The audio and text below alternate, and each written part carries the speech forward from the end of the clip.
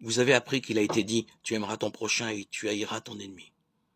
Eh bien moi, je vous dis, aimez vos ennemis et priez pour ceux qui vous persécutent. Matthieu 5, 43-44. La haine est dans le cœur. La haine des ennemis n'est-elle pas prônée comme une vertu? Certes, le plus souvent, on a la pudeur d'employer d'autres termes, mais cela ne change rien au fait. Et cette attitude n'est pas l'apanage d'une société, d'un parti ou d'un pays.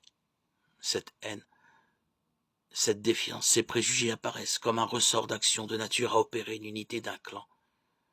Cela consiste, en définitive, à tout faire pour éliminer l'adversaire, c'est-à-dire agir de manière radicalement opposée à celle de Dieu. La pauvreté ne se contente pas de quelques conférences au niveau international ou social où chacun des protagonistes ne ferait des concessions que dans la mesure où cela lui permettrait de fortifier sa position. Elle est fondamentalement un abandon de l'inimitié. En cette pauvreté, le cœur se refuse à considérer un homme, quel qu'il soit, comme ennemi. Cet homme, dont la mentalité est différente de la mienne, que j'ai peine à comprendre, possède un cœur totalement semblable au mien.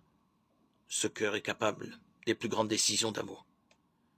Voilà pourquoi l'apôtre Paul écrit de la charité qu'elle excuse tout, croit tout, espère tout, supporte tout. 1 Corinthiens 13, 7.